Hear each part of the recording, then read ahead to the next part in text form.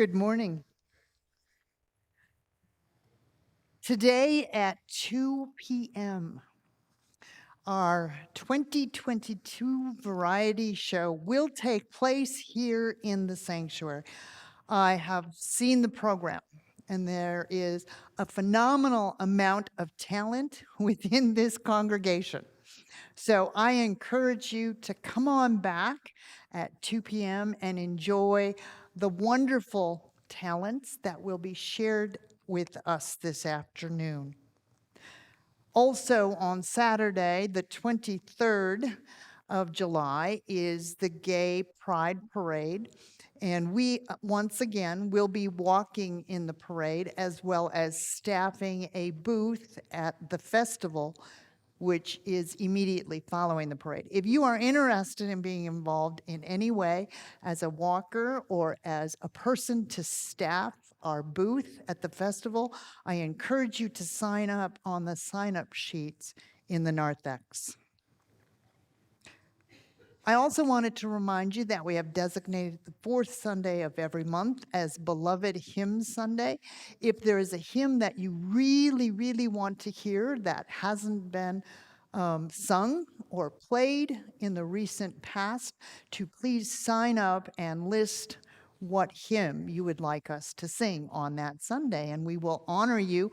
It may not be the next Sunday after you sign up, but it will happen. A wonderful thing about that is that Dawn, our admin, will contact you and let you know that your beloved hymn has been chosen for that week. Yeah. I now encourage and invite you to greet those who joined you for worship this morning.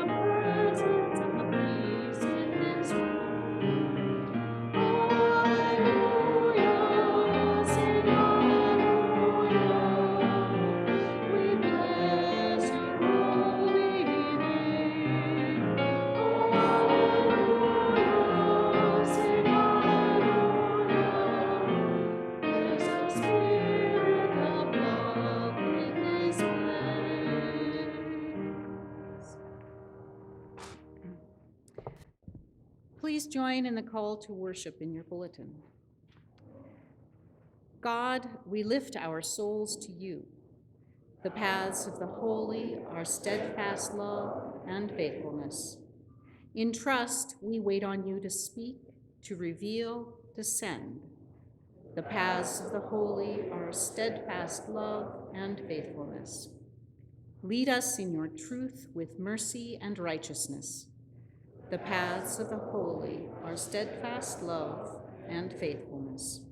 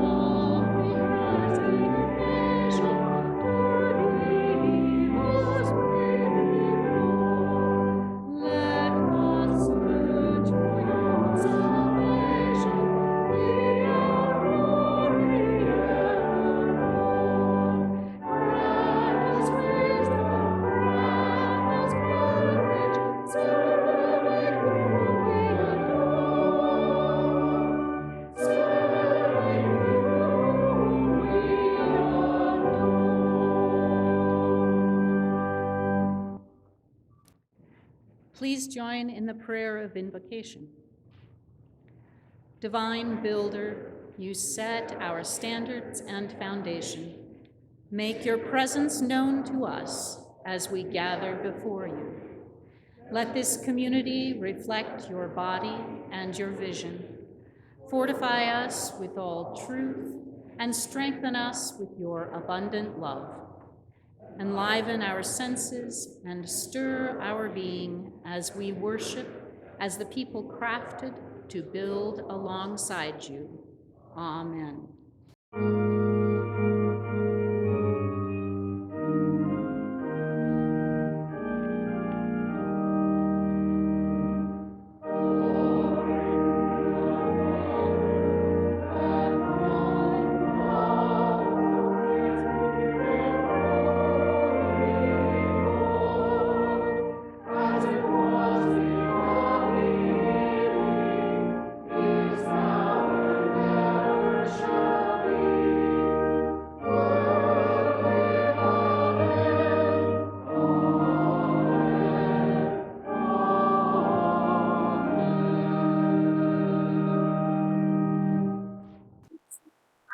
The gospel today is from Luke chapter 10. Just then, a lawyer stood up to test Jesus. "Teacher," he said, "what must I do to inherit eternal life?" He said to him, "What is written in the law? What do you read there?" He answered, "You shall love the Lord your God with all your heart, and with all your soul, and with all your strength, and with all your mind, and your neighbor as yourself." And he said to him, "You have given the right answer. Do this, and you will live." But wanting to justify himself, he asked Jesus, "And who is my neighbor?" Jesus replied, "A man was going down from Jerusalem to Jericho and fell into the hands of robbers, who stripped him, beat him, and went away, leaving him half dead. Now by chance, a priest was going down that road, and when he saw him, he passed by on the other side. So likewise, a Levite, when he came to the place and saw him, passed by on the other side. But a Samaritan, while traveling, came near him, and when he saw him, he was moved with pity. He went to him and bandaged his wounds, having poured oil and wine on them. Then he put him on his own animal, brought him to an inn, and took care of him. The next day he took out 2 denarii, gave them to the innkeeper, and said, "Take care of him, and when I come back, I will repay you whatever more you spend." Which of these 3 do you think was a neighbor to the man who fell into the hands of the robbers? He said, "The one who showed him mercy." Jesus said to him, "Go and do likewise."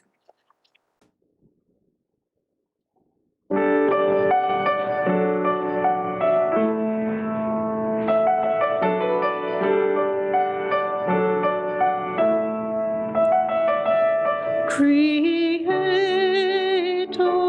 we belong to you, and you dwell within our hearts.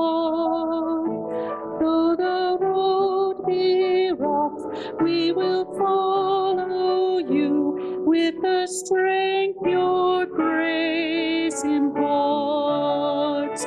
Though we be brought high, though we be brought low, though we journey far from home, let us always seek to grow in love, no matter where we roam. Now let us reach out with loving hands to accept a firm embrace every child of God throughout the world, and shower them with grace. And let us reach out with grateful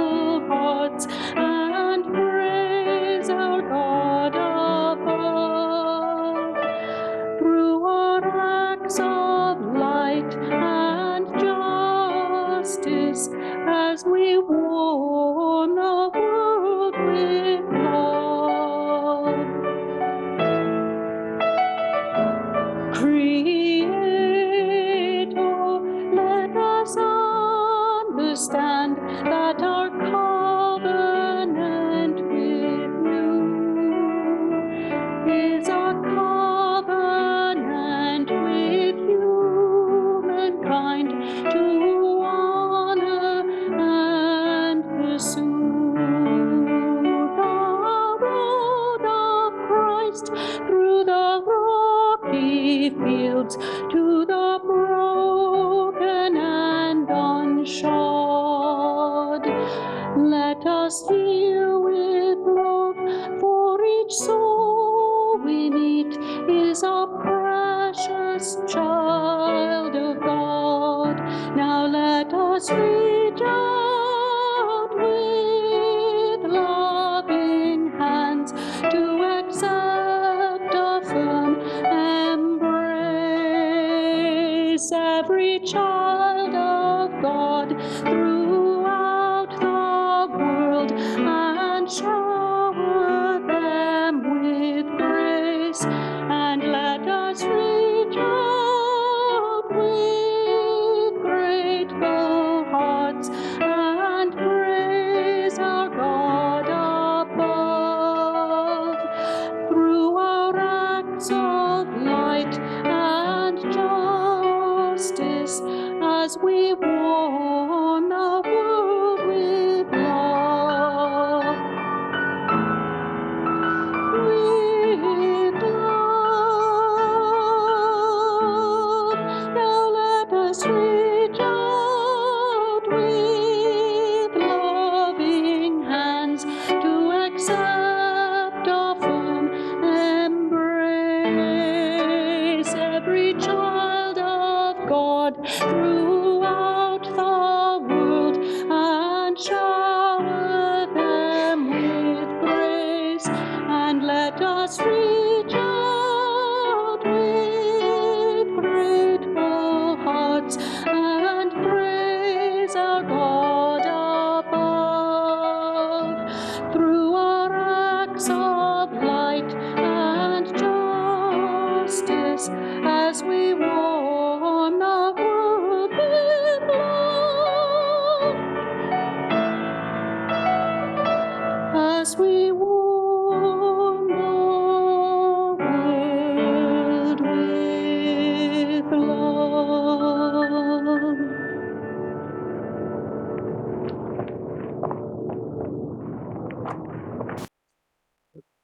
Thank you so much, Catherine. It was beautiful. Let us pray. Oh God, may the words of my mouth and the meditations of our hearts be acceptable in your sight this morning. Amen. In her book of Jesus's parables, Amy Jill Levine suggests that religion is meant to comfort the afflicted and to afflict the comfortable. And she argues that we should think of the parables of Jesus as doing that afflicting. If we hear a parable and think, I really like that, or worse, fail to feel any challenge, we're not listening. The difficulty for me, and I assume for many of us, is that Jesus's parables are familiar and beloved, so much so that we don't experience them as afflictions. We know many of them inside and out and backwards, and that is the great danger. They no longer challenge us.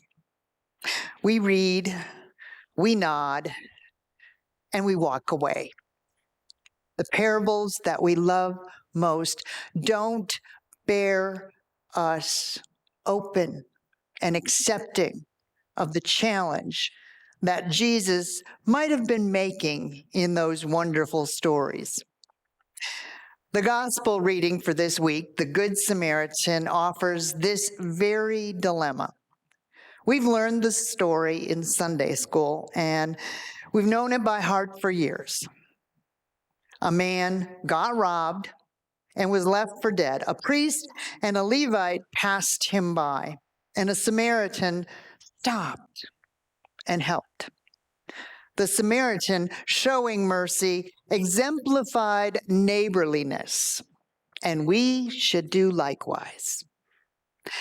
Now, there's nothing wrong with reading the Good Samaritan parable as a go and do likewise story. The Good Samaritan offers us a beautiful example to follow, and we would do well to pay attention. But is that it? Is that all the afflicting this story has for us? Or did Jesus have something more provocative in mind? Perhaps it will help to place the story in a fuller context. As Luke tells it, a lawyer approaches Jesus with $1 million question. What must I do to inherit eternal life? Jesus is too savvy of a teacher to answer the question directly, so he turns it back on this would-be student. What is written in the law, and how do you read it? Well, the lawyer, no fool himself, gives Jesus a concise and inspiring A-plus answer. You shall love the Lord your God with all your heart, with all your soul, with all your strength, and with all your mind, and you shall love your neighbor as yourself. Well, Jesus congratulates the lawyer on his doctrinal precision. You have given the right answer, and encourages him to take the essential next step. Do this, and you will live. But the lawyer's not ready to let it go yet. He's miffed. He wants more than a textbook theology, and so he asks for further clarification. Who is my neighbor? Or to put it more crassly, who is not my neighbor? How much love are we talking about, Jesus? Can you be a little bit more specific? Now, I assume that the lawyer would have loved to discuss ad nauseum the finer points of responsible neighborliness. What better way to put off getting his hands dirty than to talk theory for hours? But Jesus doesn't take the bait. Instead, he tells a story whose main character we know so well, the Good Samaritan. As Jesus tells it, a man was walking down the road from Jerusalem to Jericho when he was attacked by bandits. They robbed, they beat, they stripped, and they left him for dead in the ditch. Soon afterwards, a priest came by. Seeing the wounded man, he passed on the other side of the road. A short while later, a Levite did likewise. But then a Samaritan came along, and seeing the stranded victim, he drew close and he felt great pity. He bandaged the man's wounds, anointed them with oil and wine, carried him to the nearest inn on his own animal, and then paid the innkeeper for the victim's further care and promised to return with more money as needed. So, which of these three was a neighbor to the man who was robbed? Jesus asks the lawyer at the conclusion of the story. The one who showed mercy, the lawyer replies, and Jesus again says, go and do likewise. Do this, and you will live. Do this.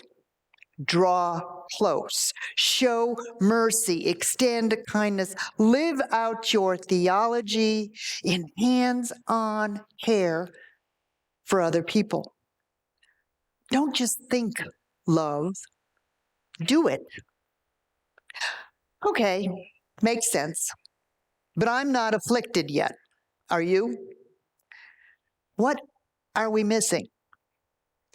The story changes, I think, depending on where we locate ourselves within it. If you're like me, you probably locate yourself in the priest and the Levite on bad days, and in the Good Samaritan on better ones. Sometimes you see a need and you pass it by because you're too busy or preoccupied, too afraid, overwhelmed, or exhausted to care. But the Good Samaritan is still the ideal that you hope to achieve. He is our example to strive towards, unless he's not. What if Jesus's parable is more than an example story? What if it's a reversal story, a story intended to upset our own categories of good and bad, sacred and profane, benefactor and recipient? If we too easily and comfortably identify with the Good Samaritan in this parable, maybe we're missing the point. Maybe the whole point of the Samaritan is that he is not us. By the time that Jesus told this story, the enmity between Jews and the Samaritans was ancient, entrenched, and it was bitter. The two groups disagreed about everything that mattered: how to honor God, how to interpret the scriptures, and where to worship. Truth be told, they hated each other's guts. Though we're inclined to love the Good Samaritan, Jesus' choice to make him the hero of his story was nothing less than scandalous to first century ears. After all, he was the other, the enemy of the Jews, the object of their fear, their disgust, and their judgment. He was the heretical outcast. Is there anything that we can do in our contemporary lives to mirror the scandal that is at the heart of this parable? Because its heart is scandal. Think about it this way. Who is the last person on earth you'd ever want to deem a good guy? The last person you'd ask to save your life? Whom do you secretly hope to convert or fix, impress, control, or serve, but never, ever need? I'll throw out some possibilities. A Jewish man is robbed, and a good Hamas member saves his life. A liberal Democrat is robbed, and a good conservative Republican saves her life. A black teenager is robbed, and a good white supremacist saves his life. A transgender woman is robbed, and a good anti-LGBTQ plus activist saves her life. An atheist is robbed, and a good Christian fundamentalist saves his life. A pro-choice advocate is robbed, and a good pro-lifer saves her life. What Jesus did when he deemed the Samaritan good was radical and risky, and it stunned his Jewish listeners. He was asking them to dream of a different kind of world. He was inviting them to consider the possibility that a person might add up to more than the sum of their political, racial, cultural, and economic identities. He was calling them to push aside the history they knew, the prejudices that they had nursed for centuries. He was asking them to leave room for divine and world-altering surprises. So perhaps what we need to do is to locate ourselves not in the priest, the Levite, or the Samaritan, but in the wounded man dying on the road. He has no identity except naked need. Maybe we must occupy his place in the story first. Maybe we have to become the broken one, grateful to anyone who will show us mercy before we can feel the unbounded compassion of the Good Samaritan. Why? Because all tribalism falls away on the broken road. All divisions of us and them disappear out of necessity.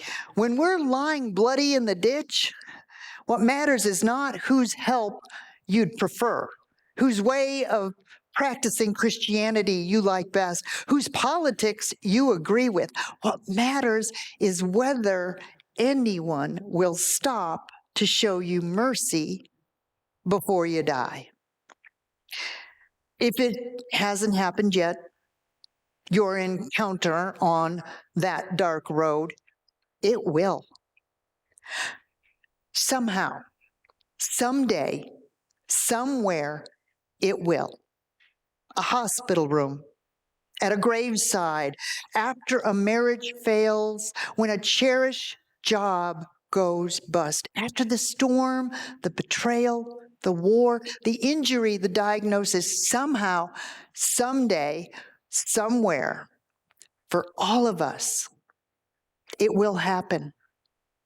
And when it does, it won't be our theology that saves us. It won't be our cherished affiliations that matter. All that matters will be how quickly we swallow our pride and grab hold of the hand that we hoped never to touch. How long will we persist in the Lone Ranger fantasy that we all cling to before we allow an unwelcome other to bless us? Who is my neighbor? The lawyer asked. Our neighbor is the one who scandalizes us with compassion. Our neighbor is the one who upends all of the entrenched categories and shocks us with a fresh face of God. Our neighbor is the one who mercifully steps over the ancient bloodied lines separating us from them and teaches us the real meaning of good. Amen.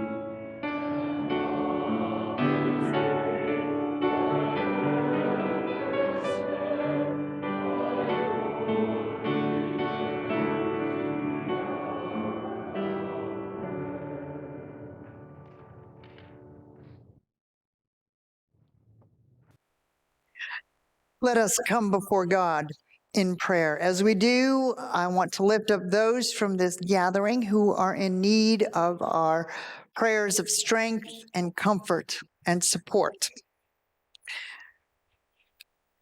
And so I want to lift up Patty Perry.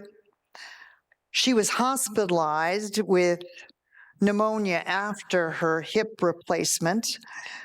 She is at home now, continuing her recovery. Let us surround Patty with prayers of comfort and support. I also want to lift up prayers of blessings and praise. Meredith and Jean and Janet, all three of our members who have had COVID, are now recovered and have rejoined us, and that truly is a blessing. I also ask that we pray for Tim and for Robert. Tim's partner may have had a minor stroke, so I ask that you surround Robert with prayers of healing and strength during this difficult time, and also prayers of support and comfort for Tim as he also goes through this difficult time with his partner. Let us pray.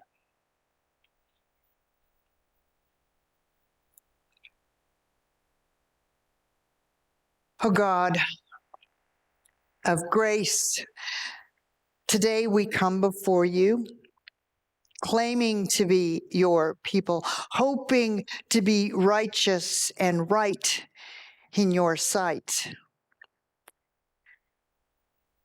We are often willing to be the one to reach out our hands to help another.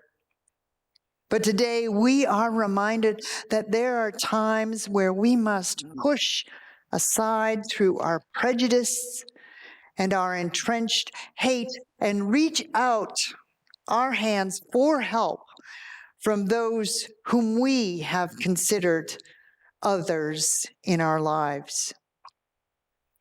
We are so good at building walls, oh God.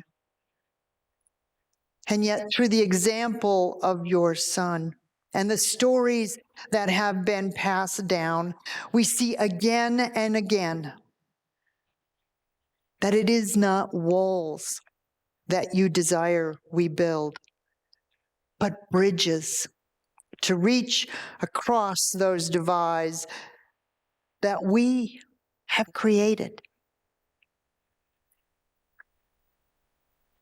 And so, God, today we ask that you give us the strength in the coming days to not only be that Good Samaritan to help another, but also to be open to receiving the help that is being offered to us, many times by those whom we least expect.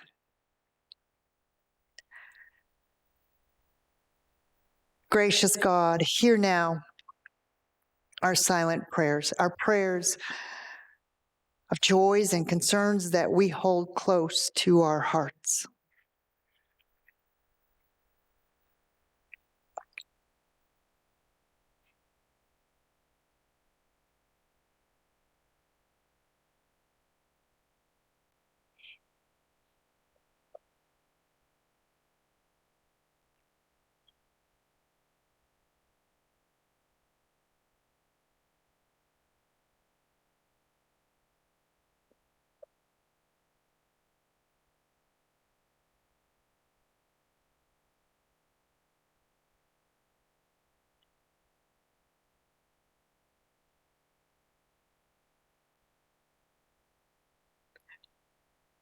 We lift these prayers to you in the name of Jesus, who taught us to pray. Our Creator, who art in heaven, hallowed be thy name. Thy kingdom come, thy will be done, on earth as it is in heaven. Give us this day our daily bread, and forgive us our debts, as we forgive our debtors. And lead us not to temptation, but deliver us from evil. For thine is the kingdom, and the power, and the glory forever. Amen.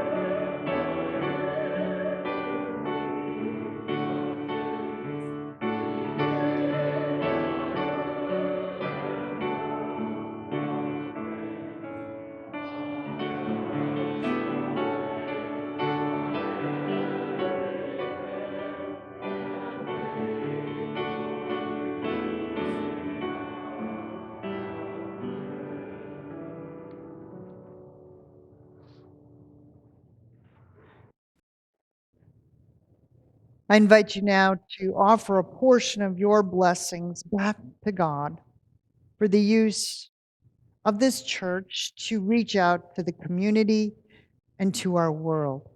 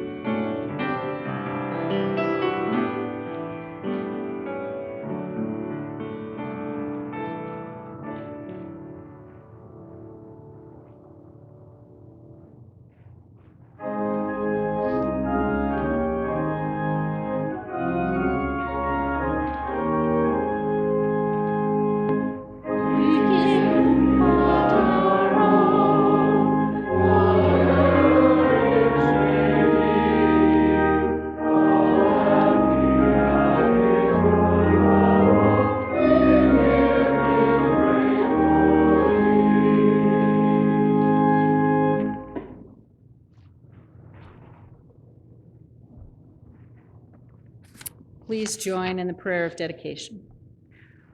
Architect of our faith, use these humble offerings to construct peace, hope, and love for life abundantly. Amen.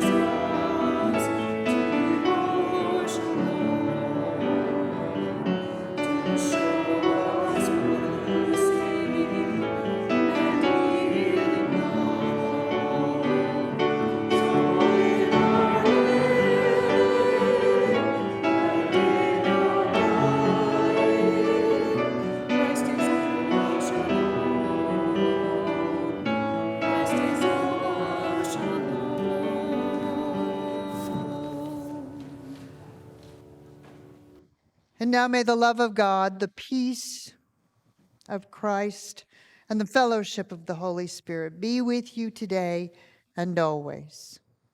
Amen.